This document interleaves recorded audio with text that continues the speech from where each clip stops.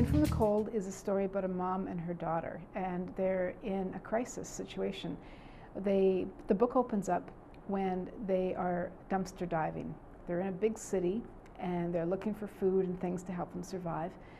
And we learn that they're living in a shack in some scrubland, kind of on the edge of the city, where nobody really ever goes.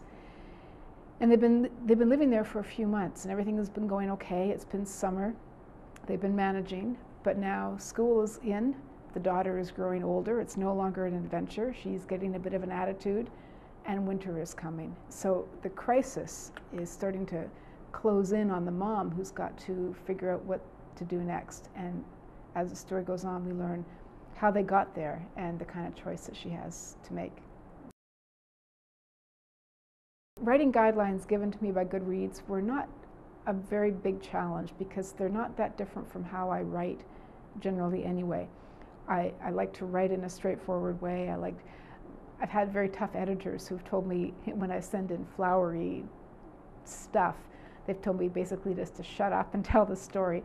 So I've learned from that. You get yourself out of the way and just tell the story. So that part wasn't challenging. The challenging part was, again, to try to do a good story in a short space of time that people could relate to and that they could feel excited by. And that's always a challenge, no matter what kind of book you're writing. The Goodreads program is very exciting because it provides new literature written for people who are struggling with reading and working to master it. But the books are engaging, they're exciting stories, they're well written, and I find it to be a very exciting program.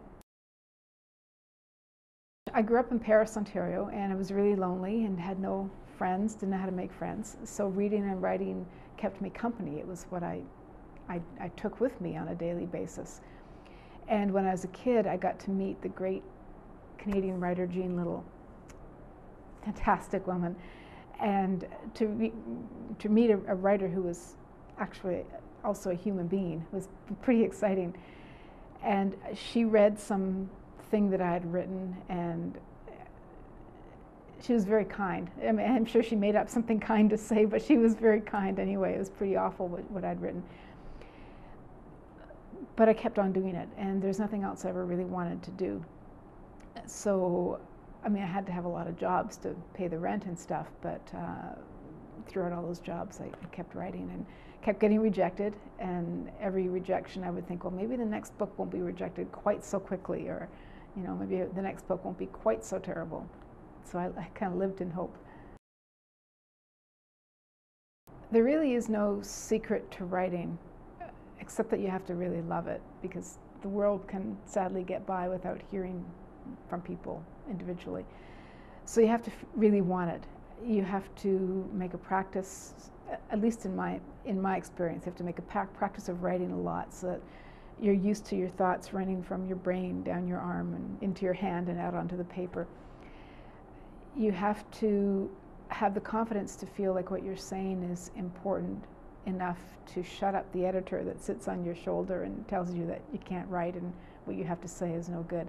So if you can do all of that and just keep doing it, eventually you'll find your voice, you'll figure out what it is that you need to say and how to say it, and find somebody who will agree with you and publish it.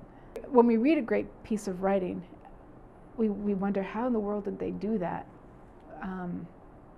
And I still wonder that, even though I've written a few books, I still look at people who have done really, really good work and wonder how they do that. In some ways, the actual final product is a mystery, but the act of doing it is just tenacity and discipline and ink.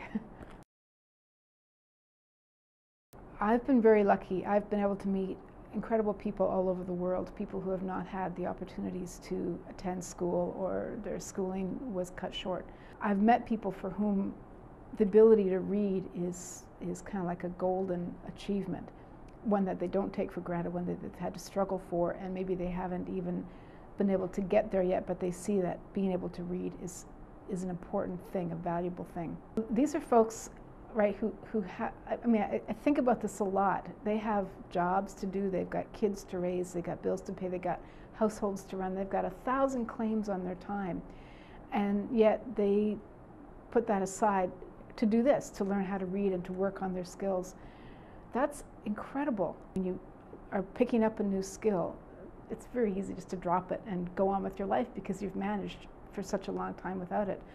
But these folks have incredible tenacity and incredible courage, and I'm just in awe of them. So for me, it's been very exciting to be a part of this Goodreads program, because then I get to meet more of these folks.